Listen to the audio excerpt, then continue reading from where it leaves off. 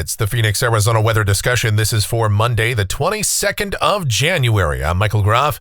It's been an interesting morning weather-wise around here. We've had some areas of fog. Those have since lifted, and visibilities are improving, but the clouds are still with us, and we'll continue to see more clouds through the afternoon, and eventually another round of rain will come in here. This one looks to be fairly impressive, and will continue through overnight tonight and into the day on Tuesday, along with some isolated thunderstorms, expecting a fairly decent amount of rain across the entire area. Of course, mountain snow as well.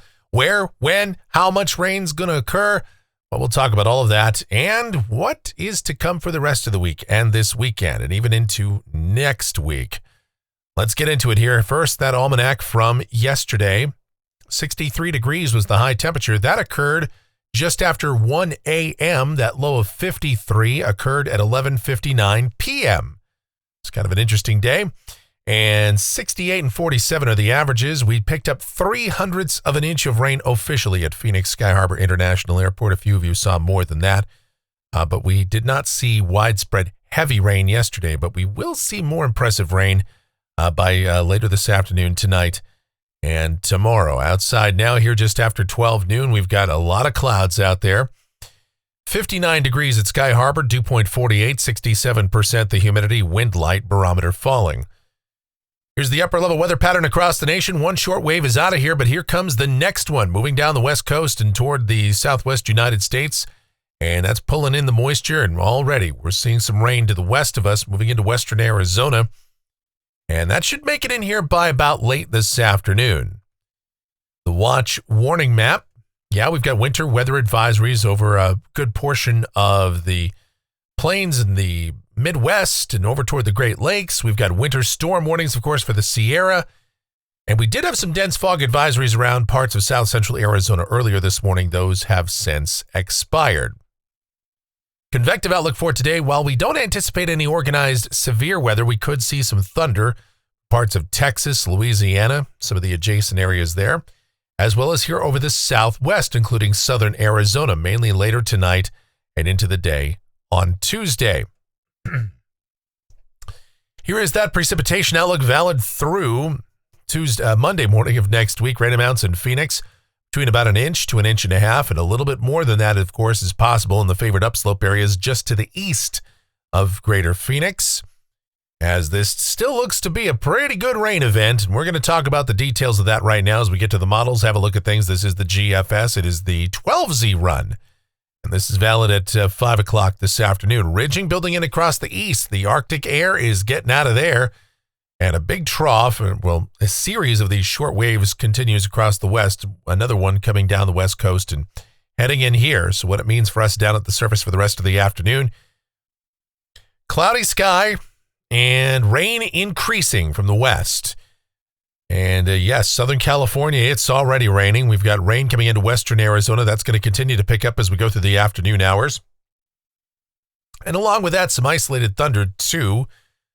Let's check out the high-resolution models here. This is the HRRR at 5 o'clock this afternoon, the simulated radar product. And at that time, it indicates the initial band of rain moving into the western portion of the greater Phoenix area about then.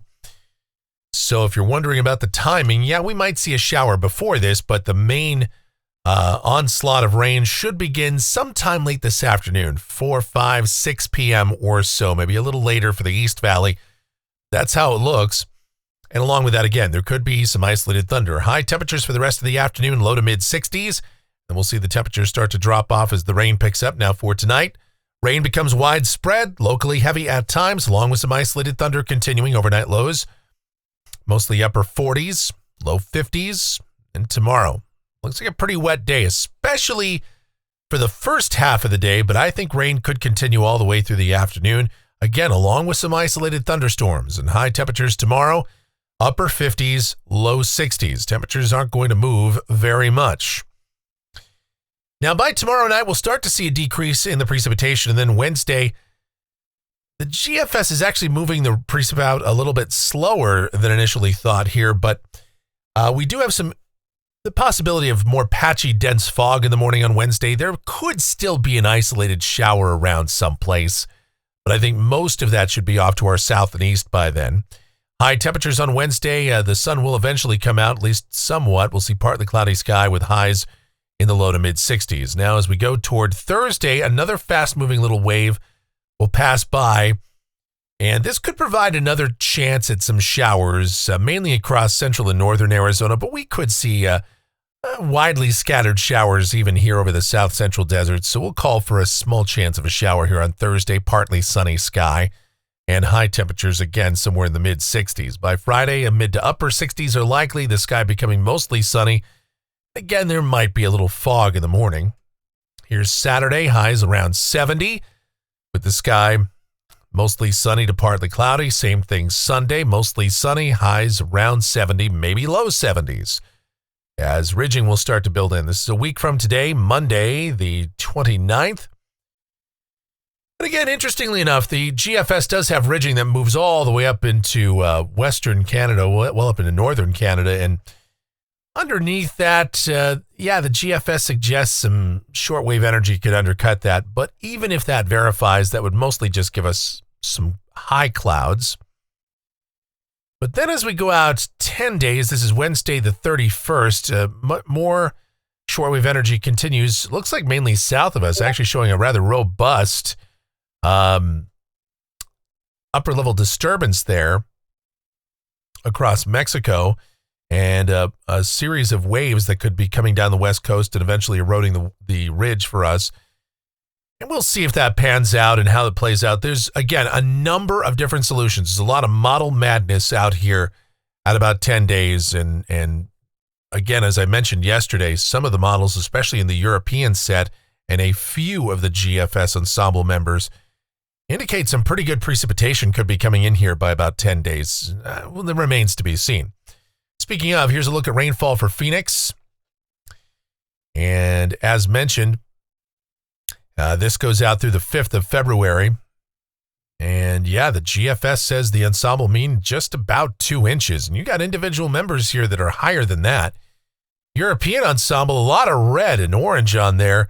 The ensemble mean coming up toward 2.5 inches. So again, this event looks very robust. And then it has another event out at about 10 days or just beyond 10 days. And man, the models have really been consistent on advertising this. So we'll see if that does come to fruition. That'd be great. We could really use 2.5 inches of rain here. We could really use some heavy rain spread out over a prolonged period of time to really help put a dent in this drought. Obviously, you're not going to end the drought in a couple of storm systems or even a series, several weeks of good rainfall. But every little bit would help, and we'd sure like to see this happen. Will it happen? Well, it's weather. We can't count on anything, can we? Temperatures off of the national blend of models. The trend is up here as we go toward the weekend and early next week. Highs getting back up in the 70s, well up in the 70s, in fact, if this is correct. And that means well above average. But again, if we start to see signs of precipitation coming in here by late next week, that could change. And that is going to do it for the Phoenix, Arizona weather discussion for today. My next video is due back here tomorrow morning. Should you happen to enjoy these videos, then be sure to subscribe, like, share, click that notification bell, leave those comments, questions, and suggestions. If you really like what we do here, you want to support us monetarily, then click that little thanks icon below the video and make your monetary contributions like Clayton did yesterday. Thank you again, Clayton, so very much. Regular viewer and regular contributor, both in the comments and monetarily. Thank you so much. We could not do these videos without all of you guys and your continued support, monetary or otherwise. The executive producer of the Phoenix, Arizona weather discussion is my one and only, the sweetest of all time, the Asian sensation and proprietor of sweetchildaz.com.org and the Facebook page of the same name, Sweet Child Arizona, talking about my Michelle. So please go ahead and check her out. I've got all of her relevant links linked up down there in the description. All right, that's it. Thanks again for all of your support. You guys, please be safe out there. Enjoy the rain where you can find it and have yourselves a beautiful rest of your Monday.